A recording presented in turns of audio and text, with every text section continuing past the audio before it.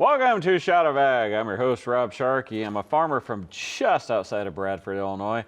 I've had livestock on my farm for the majority of my farming career. When I did, it was awful hard to get away. You couldn't go on vacations, even, the school kids things, all that stuff that you kind of want to get away from. You couldn't because you were tied to that farm because of the livestock.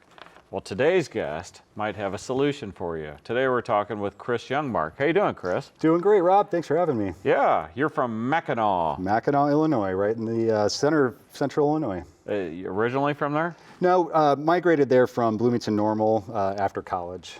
Gotcha. It's fun to say, Mackinaw. Mackinaw. Yeah. Easily confused with Mackinac Island in Michigan. Different spelling, but people are often confused on what we're actually intending there. No, they're not. Have you ever heard that? I've been to Mackinac Island. It's a beautiful place, but yeah, they just spell it wrong in Michigan. So, Okay. yeah. You are the creator of Farm Sitter. Tell me what that is. Sure. The Farm Sitter is a pet sitting solution for farm and rural families where being able to get away from the farm, like you described, can be a challenge. And so we discovered this through our own personal hobby farm and a situation where a great neighbor of ours eventually moved away, and we were left looking to find a solution so that we could travel again. And so, one thing led to another, and I realized that surely if we were in this situation, then other families were as well. Yeah. I guess when normal people leave the house, they bring in somebody to look at their kids and make sure they're doing okay. That's right. Not a farm sitter, but a kid sitter. Kid sitter, that's yeah, right. so it makes sense. Yeah, and we know that people's pets are a part of their family, so this is just continuing to grow. Okay. Yeah. Do you have a farm background? I grew up farm adjacent. We were always, on the edge of a cornfield, a new neighborhood, things like that. But really in the heart of central Illinois. Now that our family is established and growing, we've started to incorporate that into our lives as well with a small hobby farm. Gotcha. So you're on a hobby farm. You're married, correct? That's correct. Yep. And you got 17 years just celebrated. Two daughters. Two daughters. How old are they? My oldest just entered high school, so I'm super excited about that. Poor man. And my youngest is. I remember those days. coming in. Youngest is coming into fourth grade, but they're both level-headed, great kids, super smart, very active, and they are for now. Yeah, that's right. They're about ready to flip. That's right. That's right. So. And where'd you meet your wife? We met at Illinois State University. We actually lived on the same dorm floor, and if you can believe, love blossomed from there. So. Is that allowed? You can have co-ed dorm? Co-ed dormitories, yeah. Really? At least in the 90s you could. So it was a different time, wasn't it? Yeah. Okay. And so you guys now live on like a farmette, rural farm, hobby farm? That's correct. Yep. We're on about 10 acres in the Mackinaw area. Yeah. So, yeah. What do you have for critters? We're blessed with some horses, chickens. Whoa. Stop the damn interview. Did you just say we are blessed with some horses? Yeah. No. Yes. No. Yeah. No, maybe your wife can say that, but you're not allowed. Oh yeah, I'm there to clean up and care for the stalls and make sure that everything's running. But she's blessed. He's cursed. Yeah. For those who enjoy being on horseback and trotting around, it's great opportunity. They eat every day. Yes. Every single day you have to feed them. We have to grow hay for them to eat. I mean, it is a all-encompassing. I had a pretty good buffer of getting to know my wife and know her, understand her equestrian, ventures. So you knew going in. I knew. I was prepped early as to what my future was going to be. I promised my wife I'd get her horse to get her to marry me, and then I found out if you got her pregnant, right, you could delay that for like 18, 20 months, there right? You go. Yeah. But then eventually I realized it's going to be a lot cheaper to get a horse than keep having kids. Yeah, well, horses might help you do some chores. Kids, on the other hand, a little tougher to do. Yeah. Irregardless. Okay, so you have this deal. You had a neighbor that would come in and feed your horses when you were gone? That's right. Yeah, I mean, just the ability to pick up and leave for a weekend or plan a vacation and be able to leave, comfortably, that there was somebody that was going to be trustworthy and reliable to handle the chores on a regular basis. And then not only that, but then to be there the next time we were looking to leave. And so when that pattern was disrupted, that's where I saw that opportunity.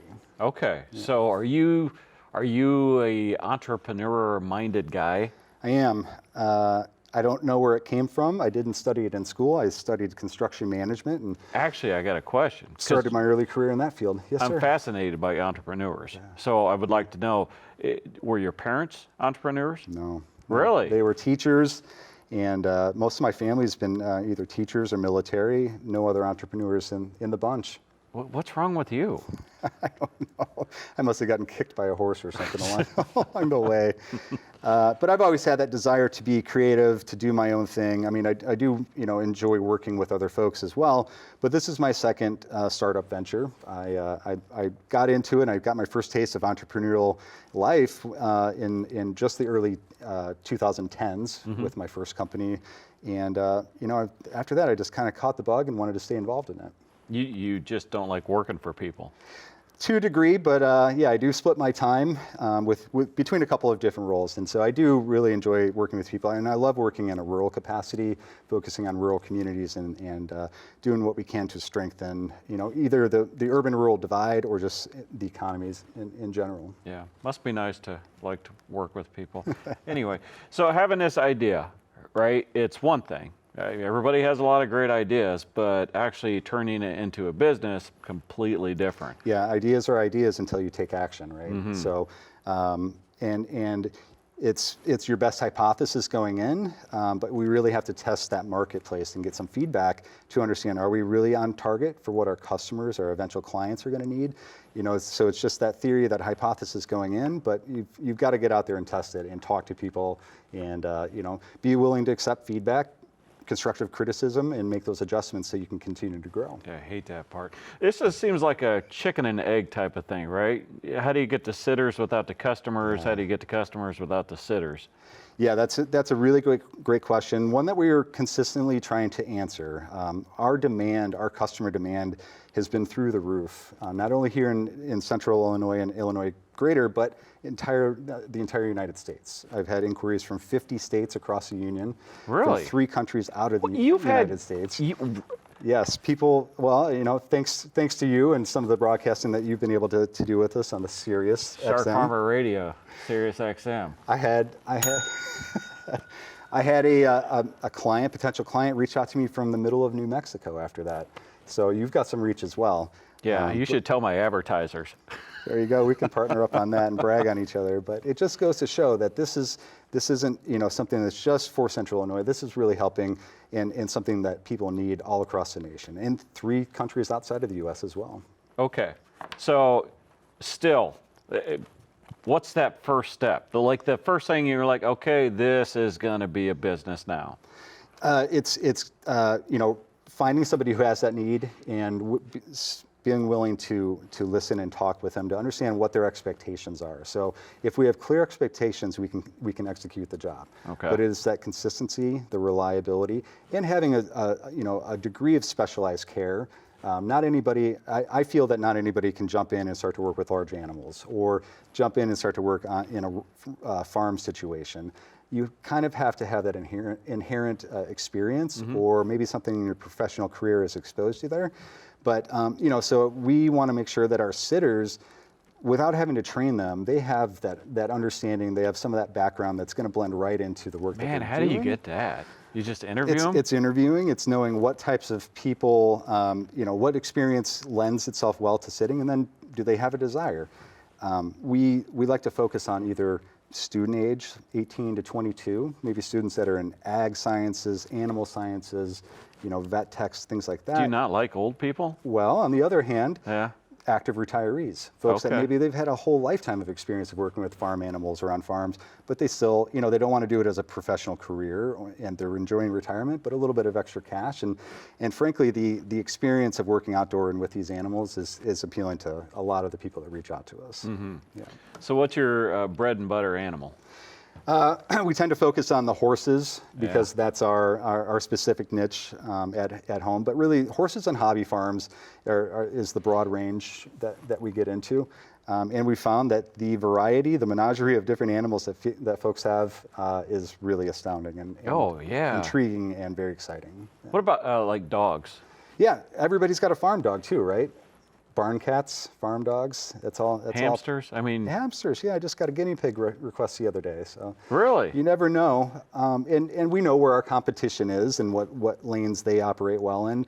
We're trying to do something different, but yeah, it's still a matter of serving our customers. But your competition, is there other people doing this? Not that I'm aware of, not in the horse and farm aspect. Yeah. There are people when it comes to cats and dogs. Oh, I gotcha. Right. More urban centric. Plus, I mean, you're Yeah. competing with the neighbor kid. That's right. Really, our strongest competitor is the neighbor kid, and believe me, that is brat. okay if you've got. Nobody like you want that little brat in your house? Right, that's up to the customer, but if you have a good neighbor, if you can trade chores, that's what we want to encourage that. We want to encourage more community, but we see that gap, and that's what we're addressing is that gap in care and coverage. Friends and family and neighbors are spread out further and further these days. Okay. What about a dairy farmer? We, if it was a single cow, or a smaller situation, sure, but we tend to stay away from the commercial operations for a variety of reasons, insurance reasons, communicable diseases. We just want to stay away from that, and understanding those operations often have their own workforce associated with them already. Yeah. Yeah, I think that would be very hard to, because I mean those are so specific on so many levels. Sure. On the other hand, when it comes to say an equestrian center or other B2B type situations, we can plug and play. We can provide a skilled worker who can fit into that routine. They don't necessarily have to take the lead or manage, but in addressing workforce shortages, we're a solution in that realm too. Okay. This is what would annoy me, or would worry me if I were you, right? You set this guy up with this sitter, and then they're like, you know what? Why don't we just cut out the middleman? Yeah, that's fair. The industry. No, it's not fair. It's fair. No, it's fair to make that point. Yeah. Right? But we are distinguishing ourselves as having a higher degree of specialization, right? We work with our sitters in developing relationships and with our clients in that matter too. So, I want to put out the fact that we're driving this. We're bringing the customers in. We're setting things up so this system works, and we have our own measures and controls to try to mitigate that. But it's about education and personal satisfaction and comfort. Okay. Yeah. What's a G beta? G beta is It's a fish? It could be. Yeah. It could be, yeah. You get those at the A through fair. G, Yeah, exactly. in a little bowl. G beta is a local to Peoria, but it's also a national program that is a no-cost 7-week business accelerator for startup companies. And so I was fortunate to be a part of the spring 2023 cohort, along with 5 other local businesses. And it really sets you up. It exposes you to pitch presentations, the ability to talk to advisors and mentors and investors to better understand how you can develop your company and present it. So great experience. Again, going back to the entrepreneur thing, I mean, that idea, and it might not be that the person doesn't have the work ethic or the desire, just not the knowledge how to, I don't know, load a printer, that stuff. The technology advances faster than we can possibly keep up with it, right? Yeah. So, but it's important, I think, and this is something I discovered through time, and it wasn't initially with my first business or even at the onset of my second business, is the value of mentorship, of having an advisor, of having somebody who can be an accountable partner for you, so you don't feel stuck in a silo, so you can express your thoughts and get honest feedback. And that's really been a game changer for me. And it also set me up for what is my other career. You mean just like advice in business in general? Because nobody else is going to have advice on how to do a farm sitter. Right. But you can draw parallels to other industries or other companies that are working, and serving customers. So we use technology as a tool. But it's not the basis of our company. The basis of our company is trust and honesty and personal relationships, but we use technology to help facilitate and help us grow into, and scale into a larger setting. Okay. Yeah. So how does this work? I'm going to leave town. My wife has a horse, Yeah. and I need somebody to feed it. Yeah, we'd like for you to give us a call or send us an email early in the process so we can get to know you. No. But if it's a That's last not going minute to happen. It's thing, literally, we're leaving this afternoon, and it needs fed tomorrow. that's going to be tougher because we institute a meet and greet situation. We need to make sure that that sitter and those animals and you, the pet owner, are all comfortable with each other. Really? So, yeah, I'd rather that's not know paramount. what they look like, because if they don't meet my mind of like what, I don't want to know it. Well, do you want them to know where your electrical breakers are, or your water shut off, or hey, where's the grain and hay at in your barn? I had to learn all that stuff myself. Yeah, there's room to explore. We can charge by the hour for that too. So you get these people together before. Yeah, in most situations, and it's usually a first time setup with that sitter specifically, so that they are comfortable, the animals are comfortable with them, and then ideally you can go back to that sitter time and time again for consistency. Okay. Yeah. Is it like a website, an app? How to? Yeah. Right now we're operating with the website. It's thefarmsitter.com, and it's basically submitting an inquiry through our website. We'll respond to you, and we can't service everybody. Obviously, I explained sort of how big of our reach is at this point, but we're primarily operating in Illinois. So, depending on where you're at and the availability of a sitter, we try to provide a prompt response and understand what your needs are and what motivated you to reach out to us. Are you surprised at how big this has gotten? Yes. Yeah. Yeah. I mean, are you? Because everybody is like, Well, when you're first thinking of ideas, you're like, well, if we get, 10 horses and 10 sitters, we'll make this much. But, if we get 1 million horses. I like to think of, I like those big numbers myself. Yeah. But this was, to take us back a little bit in time before the pandemic, when I first started this idea, I was in between careers, and this was something that for activity and for a little bit of, additional cash flow, I just thought it was self-serving, right? It sort of met our needs. It was flexible. Young family. I had a lot more free time too, and I just really envisioned it as a Central Illinois operation. Cut to after the pandemic, and we really took a hard hit when folks stopped traveling and they started working from home. Yeah. Our demand really evaporated there. So we had some lean months in 2020, and then as things opened up in 2021, people started traveling again, going back to work. It really just started to take off on its own too. I mean, I think that part of that is being out on the internet and being found on Google and having a website and Facebook, but happy families and friends refer to other families and friends, and it's been snowballing. Old word of mouth. Yes. Nothing better. Yeah. And especially in rural communities, we understand that value. You like to travel. I love to travel. All 50 states? Yeah. How many countries? I think I'm under 10 countries, 4 continents though. So north, south. There's 7 of them. There's 7. Yeah, you got a bunch to go. I was so close. I was at the very southern tip of South America in 2017. Close enough where there were directional arrows pointing towards Antarctica, but obviously enough of a ocean gap there to make that a future destination. Maybe. Which state do you like the least? Probably just go southern, because I'm not a huge fan of the muggy heat. You don't like the heat, huh? Yeah. Okay. Unless there's water attached to it. But it culminated with just an amazing trip, RV trip to up in Alaska. That was number 50. Oh, you didn't do it all at once, did you? No. This is over a lifetime, and so we made it to Alaska. Epic trip with the family, and toured around for two weeks on the road. And what a great way to do it. So now, subsequently, my wife is in, I think she's at about 43 states with a few to go, and my kids are not far behind there too. Oh, yeah. So great shared experience. Puerto Rico? Gonna have to start adding territories. Yeah. I think they're going to be a state next year. Maybe. I heard something. Maybe, yeah. It's weird. Long time coming. 51's an odd number, though. We're going to have to even it out.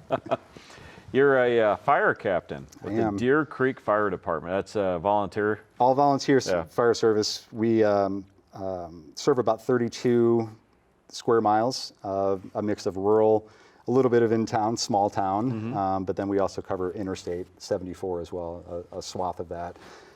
So all volunteer department. At the same time, 90% or more of us work full time. So it's who's available that can respond then.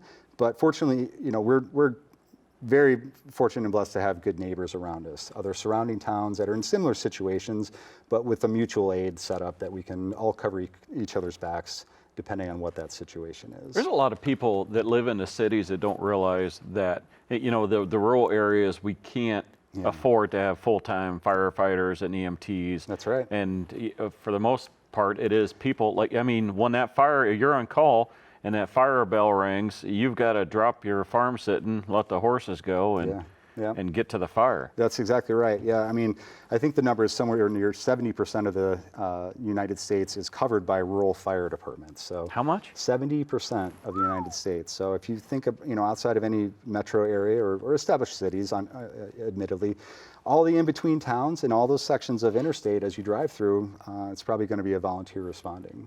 Yeah, and for the young fellas out there that are thinking about it, the chicks dig the fire get up, don't they? And the young gals, the dudes dig it too. So, really? It goes both ways? Yeah, it definitely goes both ways. We love our brothers and sisters in the service. Okay. Yeah. Thank you for doing that, because it's a thankless job. Yeah, I would be lying if there wasn't some excitement that comes with it in some situations, but middle of the night's middle of the night, and we still have to work the next day in some situations. Not every scene goes the way we want it to, so that would be the hard part. There's a mental recovery period as well, but we're well supported and rely on each other quite strongly. That seems like that has changed over the years. The significance of like the mental health when you guys, if you have a bad call or whatever. Yeah. So that has, even in the rural communities, that's kind of filtered down? Yes, yep. Cities like Peoria have been, they extend their services out to us as well. Nice. If it's mental health advocates, and really, we understand this is just a big brother and sisterhood, like I said, that we can all support each other no matter where we're at. So. What kind of pets you got?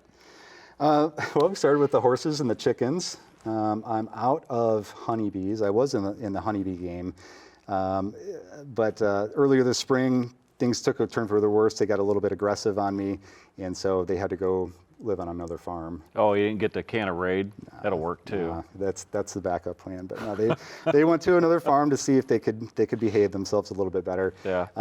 But we've got a great farm dog, a couple barn cats, and just kind of fit in that typical mold of a family that needs a farm sitter. Yeah. Okay. Where can people find you? They can find us on the web, thefarmsitter.com. You can find us on google.com, Facebook, Instagram, LinkedIn. So kind of covered our bases there, and I think we're pretty well positioned. But we're here in Central Illinois. Is that how you find your customers? Social media? They find us most often, and yes, I'd say a combination of either doing a Google search or finding us on social media, kind of tapping in and following what we've got going on. We've been building a big base there. I didn't think about it till right now, but like if you have someone that needs their farm sat and you can't find anybody, do you make your daughters do it? Unfortunately, they're not old enough yet for legal purposes. Yeah, we started 18 and up, but we're kind of setting them up. They can watch our place and take care of our animals and train. Yeah. But before we turn them over to the real marketplace, we're going to make sure that they're legal for it. What percentage of the times do you actually go into somebody's house? Would you guess? Are you saying into their through the door and into their actual house? Yeah. I would, for the hamster, probably 50% if they have an indoor pet. Yeah, and dogs are those animals that do require a little bit of additional attention and care. Maybe an added visit throughout the day. Yeah. So they can take a bathroom break. But because she's a good girl. Yeah. But she can only go so long. That's right. I love the entrepreneurial spirit. I love that. I always got a soft spot in my heart for it. Not everybody, it's not for everybody. That's not either good or bad, but you definitely have that vibe to you. So I think it's really cool. And I'm glad you're finding your passion. Who would have known? Farm sitting. Just got to make an attempt, right? Yeah, very cool. Chris Youngmark from Mackinaw, farm sitter, The Farm Sitter, that's right. .com. Okay. I'm going to check it out because I like to leave my farm, and for some reason, my son forgets to feed the horse. How about that? Yeah. Well, She'll call him at like 10 o'clock and, did you feed the horse? I can do better, Rob. We'll send you an email, so not to distract you, but we will let you know after that job's been completed, and we'll send you a photo too. We can do better, Rob. Chris, thank you so very much. Everybody else, we'll catch you next week.